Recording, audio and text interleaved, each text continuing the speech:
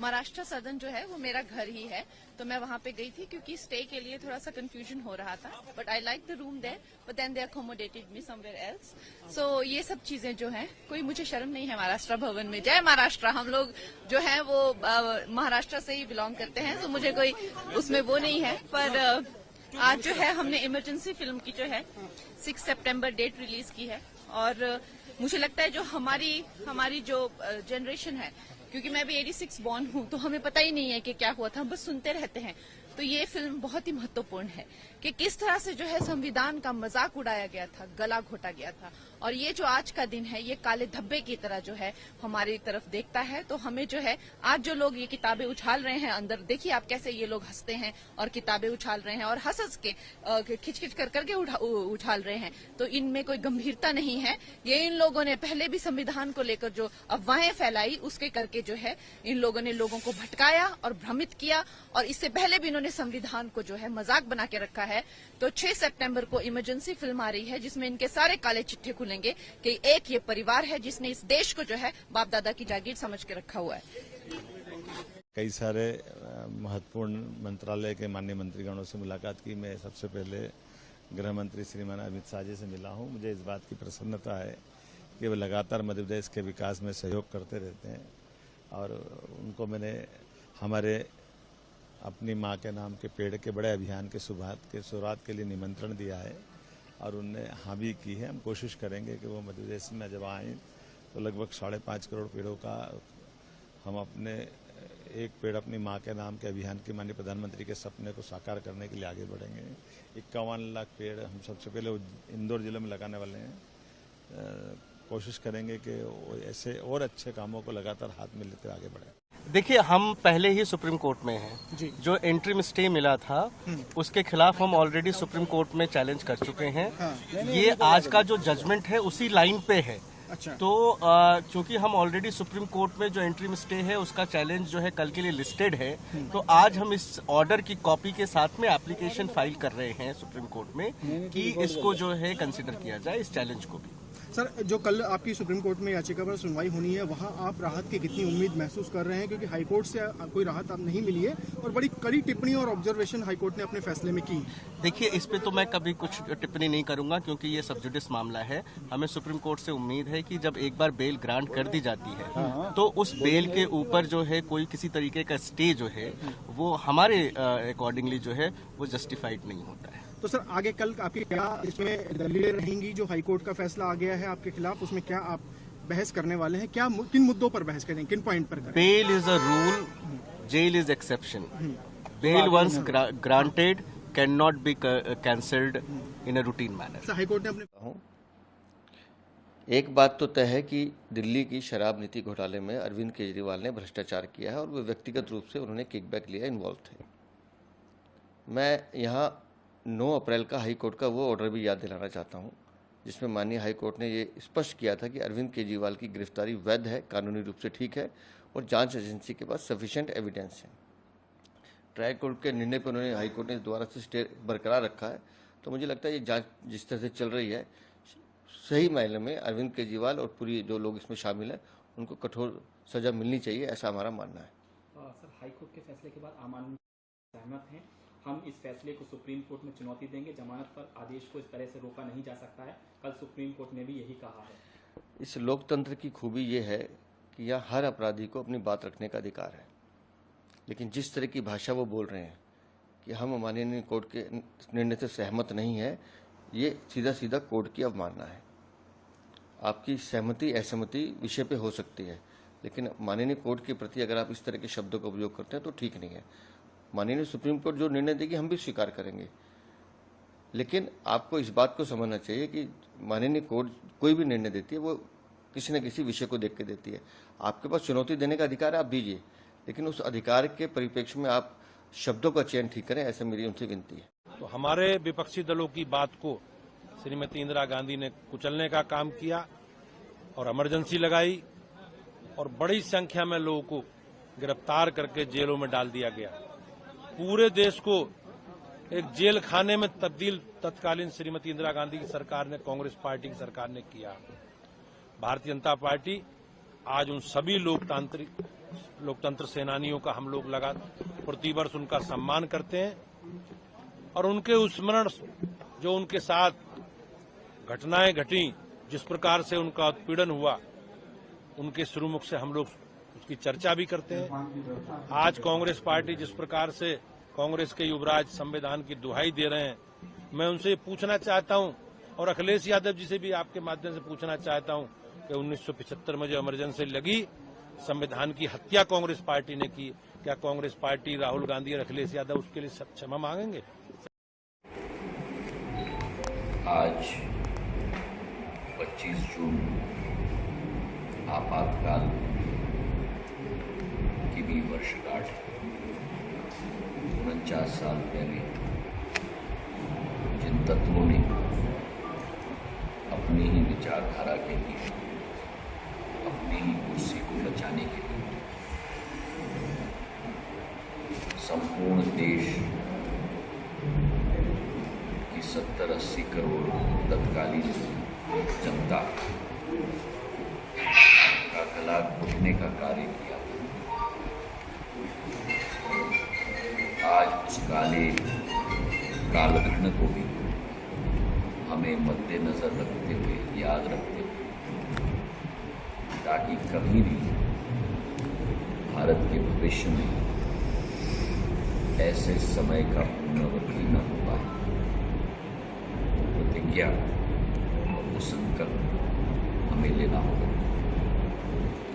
देश में प्रजातंत्र स्वस्थ रहे, मजबूत रहे, देश का संविधान हमारे लिए, भारतीय जनता पार्टी के लिए और एनडीए सरकार के लिए एक ग्रंथ के रूप में उसकी रोज पूजा करके देश का निर्माण उसी के अधीन हो,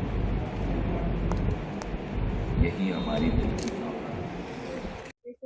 ओम बिरला जी का नाम सामने आ रहा है और केंद्र सरकार के लिए आपने उसको समर्थन दिए, तो कहीं ना कहीं प्रश्न उठता है कि जब देश की जनता ने आपको एक संदेश भेजा है, आपको मेजोरिटी नहीं दी है, आपसे कहा है कि थोड़ा फेरबदल करिए, फिर भी आप उनको जारी रखेंगे, आप उनकी सपोर्ट में यूज करेंगे। आप वो स्पीकर साहब वो हैं जिन्होंने 130 से ज्यादा एमपी को सस्पेंड किया था, इतिहास में पहली बार हुआ था। इतनी सारी चर्चा जो हुई थी बिल को लेकर, वो चर्चा हुई नहीं, सीधा वो कानून बन गया। जिस तरीके से उन्होंने महुआ मोर्चा को डिस्क्वालीफाई किया था, तो वो ऐसी कमेटी के आधार पर जिसमें ज्यादा से ज्यादा बीजेपी मेंबर्स ऑफ पार्लियामेंट थे, और खास करके शिवसेना को लेकर, शिवसेना का जो मामला सुप्रीम कोर्ट में था, उन्होंने ये निर्णय ले लिया कि वही जो शिवसेना है जो स्थित हुई है, उनको पार्टी का ऑफिस दे देना, मुख्यालय दे देना, ये सरासर गलत हुआ था। तो आप ये उम्मीद करना कि हाँ लाइफ से will go on and it से नो चेंज, वो हमें लाजमी नहीं है। तो हमने कहा इससे पहले स्पीकर के चयन में अगर आप सपोर्ट चाहते हैं तो डेप्यूटी स्पीकर ऑपोजिशन का होना चाहिए। ये लोग इस बात पे भी नहीं माने, तो इसलिए अखिल के सुरेश जी ने अपना नॉमिनेशन करा है और इंडिया अलायंस अपना नॉमिनेशन खड़ा कर रहा है जो के सुरेश जी अगेंस्ट ओम बिरला।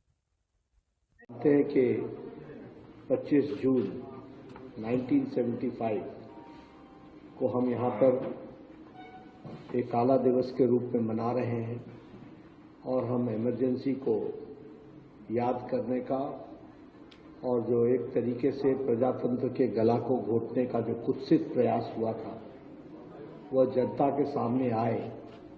इस प्रयास से भारतीय जनता पार्टी सारे देश में इस तरीके का कार्यक्रम कर रही है और उस कार्यक्रम में आज यहाँ भी, दिल्ली प्रदेश में भी और राष्ट्रीय कार्यालय में भी और बाकी सब स्थानों पर भी इस तरीके के कार्यक्रम हो रहे हैं, जहां हम इमरजेंसी को याद करते हैं और इमरजेंसी के दिनों को हम याद करके जो कुत्सित मानसिकता थी वह फिर से आगे कितनी बड़ी चैलेंज है उसको समझ करके याद रखना, यह प्रजातंत्र के लिए, सजग प्रजातंत्र के लिए आवश्यक है।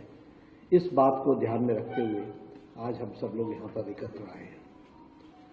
हम अभी 18वीं लोकसभा का गठन और देश का चुनाव का सबसे बड़ा पर्व हम मना करके आए हैं। सबसे पहले तो हमको ये समझना पड़ेगा कि हमारा देश, जिसे हम मदर ऑफ डेमोक्रेसी कहते हैं, और जो लगभग 1100 साल पहले का भी है, जो चित्र हम सबको देखने को मिलता है, जिसमें उत्तरा मेरू स्थान पर प्रजातंत्र की बुनियादी बातों का हमको जिक्र मिलता है। और इसीलिए हम गौरव के साथ कहते हैं कि डेमोक्रेसी कोई वेस्टर्न वर्ल्ड की देन नहीं है, मदर ऑफ डेमोक्रेसी रही है तो वो भारत रही है। और ऐसे प्रजातंत्र को का गला घोटने का काम कांग्रेस पार्टी ने किया, वो भी हमको ध्यान में रखना चाहिए। लेकिन हम सबको यह भी मालूम है कि देश उसके खिलाफ खड़ा हुआ और हम लोगों ने डट करके उसका विरोध किया, और उसी का नतीजा है कि प्रजातंत्र भी बहाल हुआ और आज दुनिया का सबसे बड़ा लोकतंत्र का चुनाव भी अभी हम संपन्न करके 18वीं लोकसभा हम बना रहे हैं। कार्यक्रम कर रही है और प्रधानमंत्री नरेंद्र मोदी जो बोल रहे हैं कि आपातकाल के काले दिन हमें याद दिलाते हैं कि कांग्रेस पार्टी ने बुनियादी स्वतंत्रता को नष्ट कर दिया था।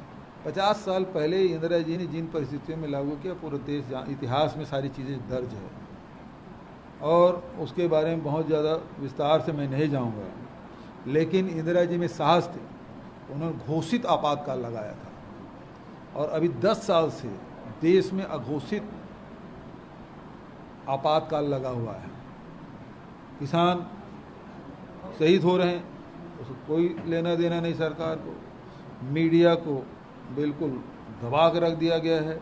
विपक्ष के लोग यदि सवाल करते हैं तो जेल भेज दिया जाता है। विभिन्न मामलों में ज़बरदस्ती फंसा दे रहे हैं। तो ये सारी बातें स्पष्ट कर रही है कि ये अघोषित आपातकाल बहुत खतरनाक है, और यदि प्रजातंत्र में मोदी जी को विश्वास होता तो फिर कांग्रेस के जो बैंक खाते हैं उसे सीज नहीं करते। तो ये स्थिति पूरे देश में है और उसके बावजूद भी लोगों में जनतंत्र के प्रति, लोकतंत्र के प्रति अगाध विश्वास है, दृढ़ विश्वास है। और इस कारण से मोदी जी संविधान को छूने की बात कर रहे हैं, बदलने की बात कर रहे हैं, वो नहीं कर पाएंगे। 3 काले कानून, अभी जिस प्रकार से आईपीसी सीआरपीसी में बदलाव किया, जिस प्रकार से लोकसभा के 147 सांसदों को निलंबित कर दिया गया, एक दिन में 78 सांसद निलंबित कर दिए, ये क्या है? तानाशाही नहीं और क्या है? ये अघोषित जो तानाशाही चल रहा है खत्म होना चाहिए। आज स्पीकर के पद पर प्रपोजल मूव करना था, तो उससे पहले माननीय राजनाथ सिंह जी, माननीय अमित शाह जी, विपक्ष के प्रमुख लोगों से बात की। लेकिन दुर्भाग्यपूर्ण बात यह है कि उन लोग वो प्री कंडीशन लगा के, पूर्व शर्त लगा के हम सपोर्ट करेंगे ऐसे बोल रहे हैं। संसदीय प्रजाप्रभुत्व में ऐसे कभी भी हो नहीं सकता है। तो जब विषय उठाया डिप्टी स्पीकर का, तब भी माननीय रक्षा मंत्री जी ने कहा कि जब उप स्पीकर का, डिप्टी स्पीकर का विषय आएगा तब हम फिर से सबसे चर्चा करेंगे, क्योंकि ये जो स्पीकर और डिप्टी स्पीकर पक्ष और विपक्ष का नहीं होता है। ये स्पीकर और डिप्टी स्पीकर होता है पूरा सदन के। Both they will be the custodian. Speaker is the custodian, he is the deputy custodian. तो इसमें एक बार चुनने के बाद पक्ष और विपक्ष नहीं होता है। तो इसलिए जब भी डिप्टी स्पीकर का चुनाव आता है, हम फिर से सब बैठेंगे, चर्चा करेंगे और निष्कर्ष पर पहुंचेंगे। ये तो जब कहने के बावजूद भी प्री कंडीशन लगा के पहली बार इन लोगों ने कॉन्टेस्ट करने जा रहे हैं।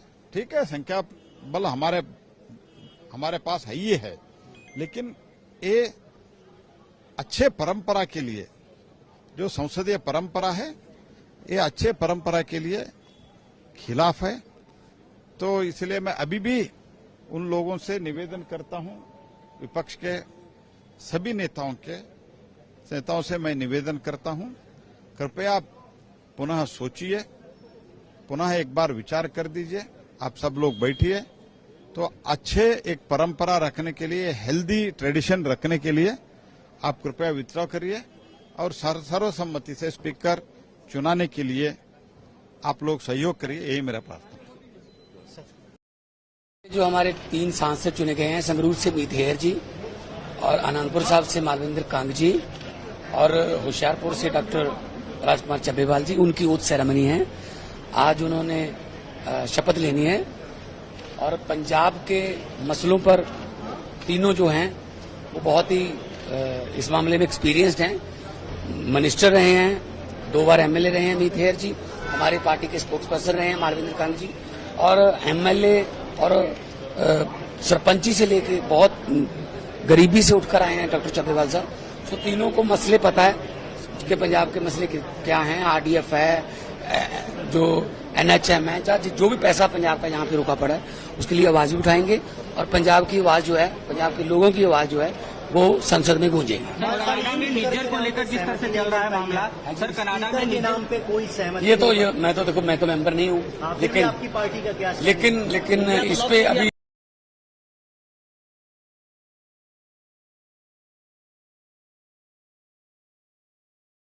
स्पीकर के लिए भी कंटेस्ट होगा वोटिंग। नहीं, ये देखिए, अभी ओपोजिशन का भी कंडीशन रखना स्पीकर के इलेक्शन पे ये अच्छी बात नहीं है। ये कभी ऐसा रहा नहीं है। लोकतंत्र जो है कंडीशंस पे नहीं चलता।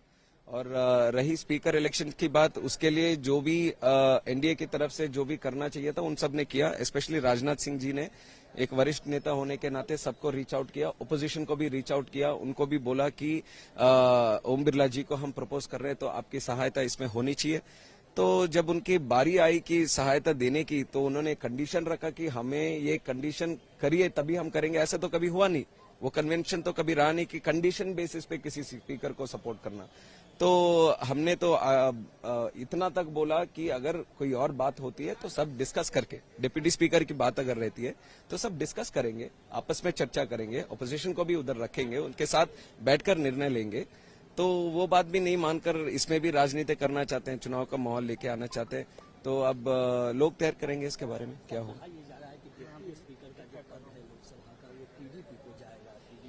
नहीं, ऐसे अभी कुछ कंफर्म नहीं है, इसलिए तो बोल रहे हैं कि हमारी तरफ से यही बोल रहे हैं, डिप्टी स्पीकर के चुनाव की जब बारी आएगी तो सारे नेता दल, सारे दल को, ये कोई गवर्नमेंट का ही नहीं, विपक्षी दल, उन सब के साथ भी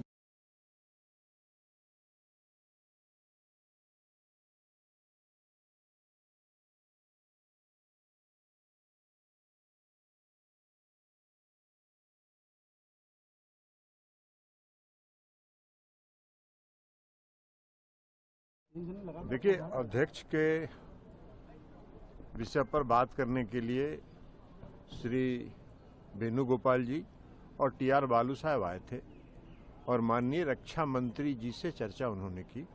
माननीय रक्षा मंत्री जी ने उन्हें अब एनडीए की तरफ से जो स्पीकर के, लोकसभा के अध्यक्ष के उम्मीदवार हैं उनका नाम बताया और उन्होंने समर्थन मांगा। कांग्रेस पार्टी वेणुगोपाल साहब का कहना था कि आप उपाध्यक्ष का पद अभी आप इसी समय उसको स्वीकार करें। माननीय रक्षा मंत्री जी ने उनको कहा कि जब उपाध्यक्ष का चुनाव होगा तो हम निश्चित तौर पर हम सभी लोग बैठ के बात करके उपाध्यक्ष तय करेंगे। लेकिन वो शर्त पर अड़े रहे और शर्तों के आधार पर वो लोकतंत्र चलाना चाहते हैं, दबाव की राजनीति करना चाहते हैं। तो ये लोकतंत्र में नहीं चलता है, दबाव की राजनीति नहीं चलती। अगर समर्थन है, और जब रक्षा मंत्री जी ने उनसे ये वादा किया कि हम लोग सब लोग बैठेंगे, वहां गृह मंत्री जी भी थे, भारतीय जनता पार्टी के अध्यक्ष माननीय नड्डा साहब भी थे, सब लोगों की उपस्थिति में हम सब लोग वहां थे। हम सब लोगों के उपस्थिति में माननीय रक्षा मंत्री जी ने कहा कि जब उपाध्यक्ष का चुनाव होगा हम निश्चित तौर पर बात करके करेंगे। लोकतंत्र में आखिर होता क्या है, लोकतंत्र में बातचीत से रास्ता निकलता है। तो बातचीत करने की बात उन्होंने कही, जिसको उन्होंने स्वीकार नहीं किया। उनका कहना था कि अभी इसी समय आप इस शर्त को स्वीकार करिए। तो शर्तों के आधार पर लोकतंत्र नहीं चलता है। अब वो क्या करेंगे वो जाने। हम लोगों ने अपनी तरफ से श्री ओम बिरला जी का नामांकन दाखिल कर दिया और सर्वसम्मति से, और हम लोगों ने उनसे भी ये कहा था कि जो आज तक की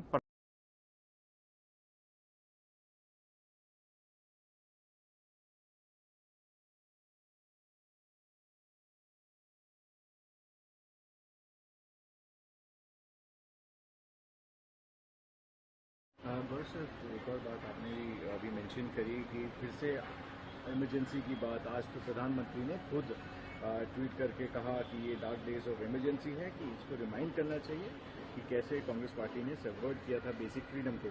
आज 25 जून है और फिर आज प्रधानमंत्री ने अटैक किया। देखिए, मैंने जैसे कि कहा कि इमरजेंसी का नाम लेते हुए वो वर्तमान में देश में जो वास्तविक समस्या है उसको छुपाने और दबाने का काम करना चाहते हैं। मणिपुर में क्या स्थिति है क्या वो नहीं जानते? जम्मू में क्या हो रहा है क्या वो नहीं जानते? गर्मी के कारण कितनी लोगों की मृत्यु हुई है क्या वो नहीं जानते?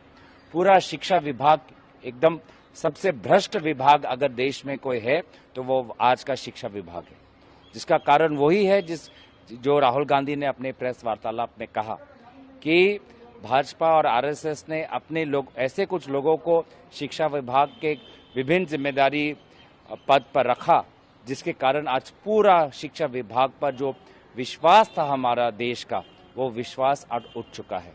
तो प्रधानमंत्री बार बार अपनी विफलताओं को छुपाने की कोशिश कर रही है। ये ऐसे कोशिशों को लोगों ने देखा है, परखा है, और इसीलिए आज उनका जो पूरे हो रहे हैं। कल प्रधानमंत्री जी ने भी कहा कि देश इस काले धब्बे को भुलाने की पूरी कोशिश करेगा और कोशिश करेगा कि दोबारा ये पुनरावृत्ति ना हो, ऐसा कोई स्थिति ना पैदा हो कि पुनरावृत्ति। मैं बिल्कुल सहमत हूँ श्रीमान प्रधानमंत्री नरेंद्र मोदी जी ने जो कहा है। लोकतंत्र के ऊपर बहुत बड़ा धब्बा है आपातकाल का दौर, और ये ऐसा काला समय है जिस समय को पूरा देश आज भी याद करके सिहर उठता है। कांग्रेस को माफ़ी मांगना चाहिए। आपातकाल उनके द्वारा की गई जो जातियाँ हैं, जिस प्रकार के जख्म उनने दिए, कई परिवार तबाह हो गए, कई प्रकार से कष्टों के कारण से वो दौर बहुत खराब माना गया है। और भारतीय जनता पार्टी तो उस मामले में एक तरह से इतनी ज़्यादा संविधान को प्रति अपनी निष्ठा बताते हुए, जिस पार्टी ने अपना जनसंघ का अस्तित्व समाप्त करके केवल आपातकाल के विरोध के कारण से और खास करके लोकतंत्र की रक्षा के लिए, संविधान की रक्षा के लिए अपने सारे नेता जेल गए, सबको समेकित रूप से सरकार के सभी दमन के खिलाफ हिम्मत से लड़ने की हिम्मत दिलाई, और सब जेल में भी वो यातना सहन करके अपने लिए वो लोकतंत्र को बचाने का, संविधान को बचाने का जो भाजपा का संघर्ष है वो सदैव स्मरणीय रहेगा। मैं मान के चलता हूँ कि यशस्वी प्रधानमंत्री ने जो कल कहा अक्षरशः सत्य है कि अब माननीय मोदी जी के नेतृत्व में न केवल संविधान की रक्षा बल्कि आने वाले समय में उस काले अतीत को दोबारा कभी जीवन में भारत में लागू नहीं कर पाए, ऐसा अनुकूल माहौल माननीय प्रधानमंत्री बना रहे हैं। लोकतंत्र के उस काले कार्यकाल के लिए ये सारे के सारे लोग जवाबदार हैं, जो आज नकली संविधान हाथ में लेकर के एक तरह से अपनी आडंबर रच रहे हैं। लेकिन जनता सब जानती है, जनता इनकी नकलीपन को जानती है। ये वही परिवार है जिसने सदैव संविधान में 100 से ज़्यादा संशोधन अगर किसी ने किए हैं तो इनकी पार्टी के लोगों ने किए हैं, और उनके अपने व्यक्तिगत स्वार्थ के लिए किए। यहाँ तक कि भारत रत्न भी दिलवाना तो इनने स्वयं को दिलवा लिया। ये वो लोग हैं जो संविधान की कितनी धज्जियाँ उड़ा सकते, वो सब धज्जियाँ उड़ाते हैं। लेकिन मुझे गर्व है कि भारत का लोकतंत्र आज गर्व से दुनिया के सामने पूरी क्षमता, योग्यता, बुद्धिमत्ता के साथ यशस्वी प्रधानमंत्री के साथ अपनी एक विशेष पहचान बनाने में सार्थक सिद्ध हो रहा है। मेरी अपनी ओर से लोकतंत्र के इस काले पर्व पर संघर्ष करने वाले सभी बंधुओं का और जो दिवंगत होगा उनके प्रति मेरी श्रद्धांजलि भी है, और उम्मीद करते हैं कि लोकतंत्र इन सब अनुभवों के आधार पर जीवन भर संविधान की रक्षा करते हुए अपनी यात्रा निर्बाध गति से आगे बढ़ाएगा। नमस्कार सर, क्या एलओपी को देखिए, आज अखबार में लिखा है कि प्रधानमंत्री ने कहा है कि ऑपोजिशन को कंस्ट्रक्टिवली सरकार के साथ कोऑपरेट करना चाहिए। ऑपोजिशन ने क्लियरली कहा है, राजनाथ सिंह जी का खारगे जी को फोन आया, राजनाथ सिंह जी ने खारगे जी से कहा देखिए आप हमारे स्पीकर को सपोर्ट कीजिए। ऑपोजिशन, पूरी ऑपोजिशन ने कहा है, हमने सब के सब से बात की है, पूरे ऑपोजिशन ने कहा है कि हम स्पीकर को सपोर्ट करेंगे, मगर कन्वेंशन ये है कि डेप्यूटी स्पीकर ऑपोजिशन को मिलना चाहिए। राजनाथ सिंह जी ने कल शाम कहा था कि वो खारगे जी को कॉल रिटर्न करेंगे। अभी तक राजनाथ सिंह जी ने खारगे जी का कॉल रिटर्न नहीं किया है। तो मोदी जी कह रहे हैं कंस्ट्रक्टिव कोऑपरेशन हो, और फिर हमारे नेता को इंसल्ट करा जा रहा है।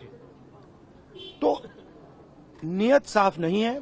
नरेंद्र मोदी जी कोई कंस्ट्रक्टिव कोऑपरेशन नहीं चाहते हैं, क्योंकि कन्वेंशन है कि डिप्टी स्पीकर ऑपोजिशन का होना चाहिए, और हमने कहा है, पूरे ऑपोजिशन ने कहा है कि अगर कन्वेंशन फॉलो किया जाएगा तो पूरा समर्थन स्पीकर के इलेक्शन में हम देंगे।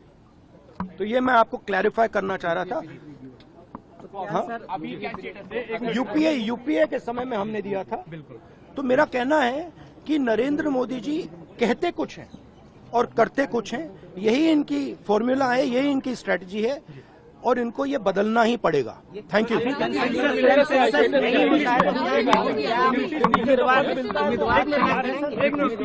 देखिए, इशू क्या है कि पूरा देश जानता है कि प्रधानमंत्री के शब्दों का कोई मतलब नहीं है। प्रधानमंत्री कहते हैं कोऑपरेशन होनी चाहिए, सबको मिलकर काम करना चाहिए, बाहर वो कहते हैं और अंदर कुछ और करते हैं।